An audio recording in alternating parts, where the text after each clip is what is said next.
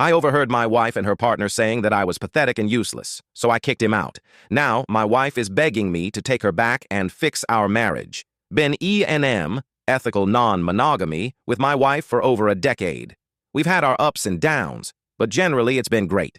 We have our rules, the most fundamental one being that even in the context of E&M, we would always operate on a bedrock foundation of mutual respect for each other and each other's partners. We never got hung up on the not in our bed nonsense. If my wife has a date, I'd rather she be in her own space where she feels safe and in control, and where she knows I have access in case anything goes wrong. We both take partners back to our home regularly. We have no kids, so there's no problem there. We had agreed that if one of us gets home and the other is there with a partner, then we don't disturb the date and just wait until it's over. We've also always gotten off on listening in on each other when this happens, which anyone we bring back home is made fully aware of. Usually we all have a drink together afterwards.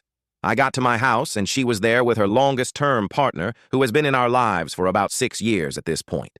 They didn't know I was in the house, and I started listening from the landing. They were talking about me in an incredibly humiliating way. He would give her prompts, asking her questions about how pathetic and useless I am, and she would agree, about how I can't AF and I'm a poop husband, and she would agree and pile on with name-calling and degrading comments about me. Fuyu, I know it's part of a power humiliation dynamic, but I don't care. I was effing furious. It's not an ego thing. I know I'm a good attentive husband, and if I can allow myself a moment of conceit, I'm a pretty damn good lay as well. I would not ever tolerate any partner of mine saying a bad word about my wife, and I would die before I participate in anything that humiliates her, even if she's not there. At no point in our E&M journey did I consent to become the object of my wife's derision and disrespect when she's on a date, especially with her closest and longest-running partner.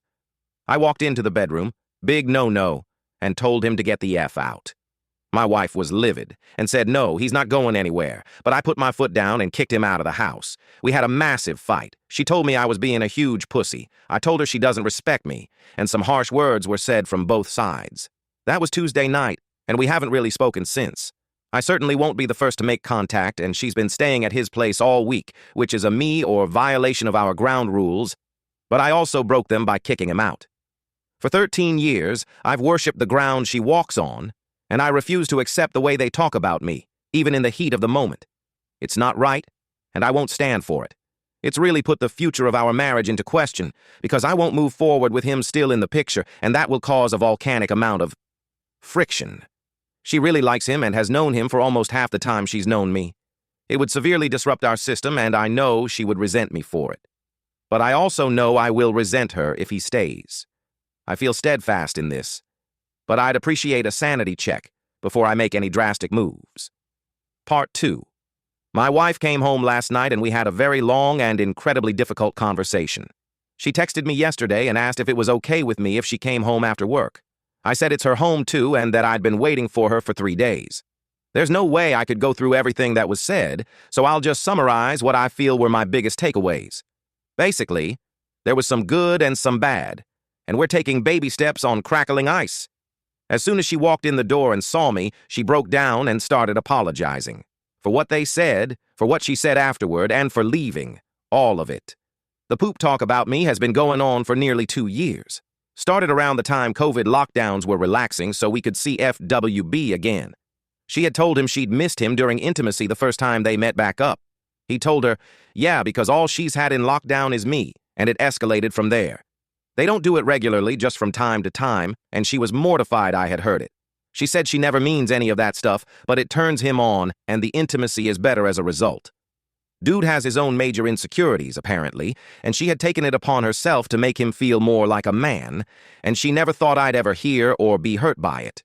The way she phrased it was that when they poop talk like that, it pretty much tends to be around stuff that he doesn't feel he measures up about. And she always knows it's false and has never spoken a bad word about me outside that headspace. Her initial burst of anger when I barged into the bedroom, she says, came from a place of extreme embarrassment and shame. I should note that while we do get off on listening, we never watch each other. We've tried a few times, but there's something about the visual that rubbed us both the wrong way, so we stopped. So for her, when I walked in, it was kind of like a parent busting on you masturbating to some F-ed-up corn. It is also true that when I walked in, he did have her in a very vulnerable position, performing a humiliating intimacy act on her. So I see how that could have made her erupt in shame. Upon reflection, it may also be possible that seeing her in that compromised position added to my own anger in that moment as well. She was also feeling embarrassed on behalf of the guy, that she wasn't able to provide a safe place for him, and blamed me in the moment for embarrassing them both. This also fueled her defensiveness afterwards and her refusal to back down or concede anything. I've made her feel like a WHR, apparently. She apologized unreservedly for not acknowledging my feelings on the night and for not apologizing straight away.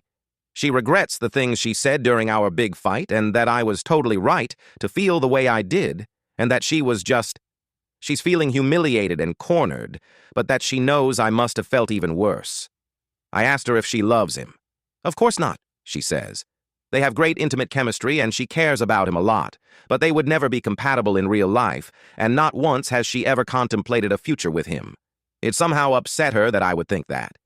However, she confessed that she has known for over a year that he has been in love with her since at least before the pandemic.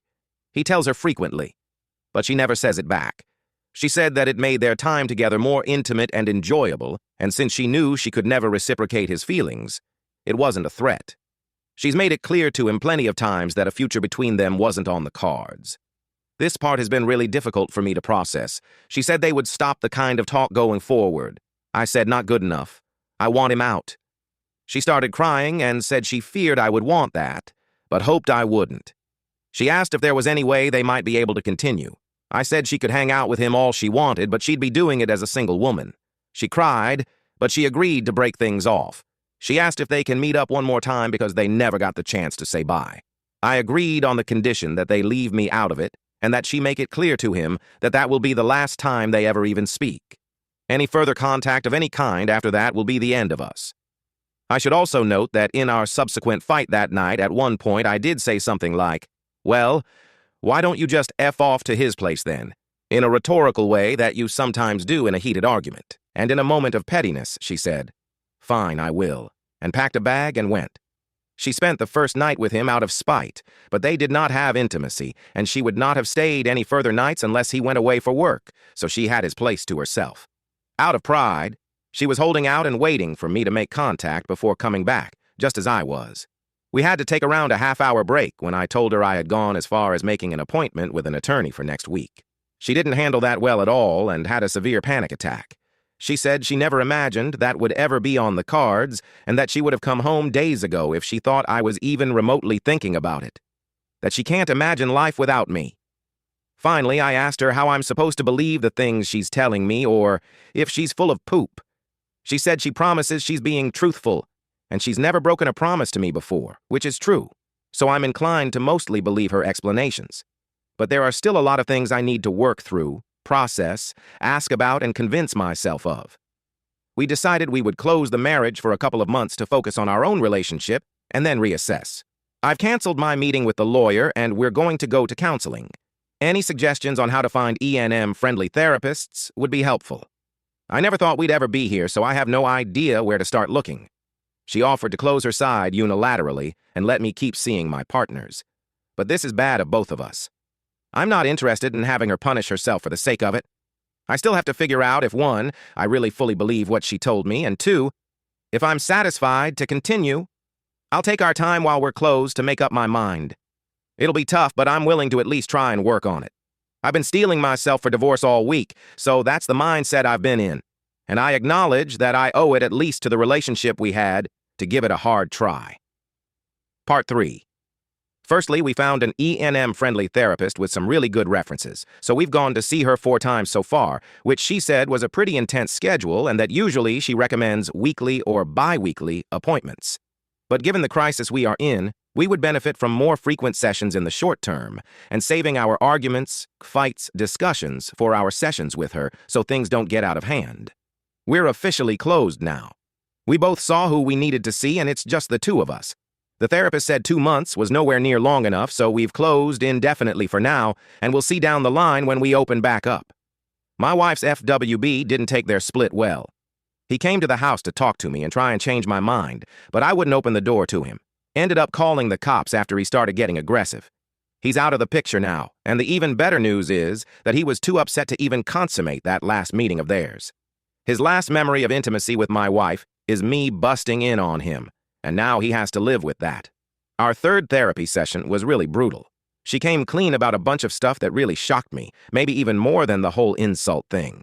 She had been breaking ground rules pretty much left and right for the thrill of it, often in really specific and deliberate and pretty hurtful ways. My trust in her is pretty much non-existent right now, and regardless of therapy, I've given myself until the end of the year to begin feeling some trust in her again. Otherwise, I don't see much point going on. I'm struggling with bitterness due to the fact that trying to save my marriage means I'll likely lose other relationships with people special to me, and it could all be for no reason in the end. Right now, it's just one step at a time. Not much more to do than fight through it, but I am a fighter. P.S. None of you warned me how goddamn expensive therapy is, but you best believe it's coming out of the joint account. Little edit, but I should explain a bit about why I'm willing to fight for it, and why I'd rather not see people denigrating her in these replies. Despite everything I've explained in these few posts, we're talking about a truly incredible woman. She's warm, she's loving, she's kind, she's so intelligent, she's fierce. She's always been the first to help whoever needs it, the last to leave when more still needs to be done.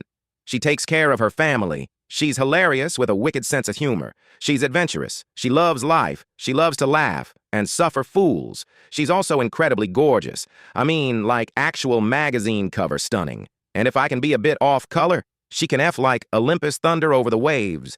She's been the love of my life. She's made some life-changing mistakes, but if there's any way to go back to what we had, I'm prepared to slog through pain to get there. Part 4. We tried our best. But unfortunately, it has not worked out. I haven't been able to get past it. There is no trust there anymore. There's fondness. But I don't know if I can even call it love anymore. She's pretty devastated, which I don't take any pleasure in. At least I'm doing a pretty decent job of letting go of the anger. Therapy has helped a lot for that. Maybe if it was just our relationship impacted, we might have been able to make it work. But it's had a ruinous effect on a number of other relationships as well, and an impact on my life beyond just my marriage. Among other things, she had sought out and slept with a couple of close friends and a work subordinate of mine. Those friendships, which I've had for decades, are now over, and that person at work has been let go. All of it is having knock-on effects on other parts of my personal and work life. It's not something I can get over. The separation and divorce will at least be amicable. We won't be battling it out in the courts. We've already agreed on a division of assets that we both agree is fair. Luckily, neither of us has had to rely financially on the other while we've been together. I've decided that after the divorce is finalized, I'll have no more contact with her whatsoever. I need a clean break. One silver lining is that I've been able to meet back up with a couple of my partners from before and had a grand old time. I made the mistake of saying, genuinely and with no bad intention, that at least now she can meet back up with the other guy again. She didn't take that the way I meant it and thought I was having a dig at her and we had a big fight, but then it smoothed over. In any event, it's on to the next adventure now. May enjoy single life for a while. I've still got a good chunk of my youth left, unfortunately. I still look like it. I'll take my wins whenever I can get them. I'm in mourning, but also excited about what life has in store. One major thing is that she never wanted to be a parent, and I did before we got married. The prospect of fatherhood is open to me again, and that's really life-affirming. Onward and upwards.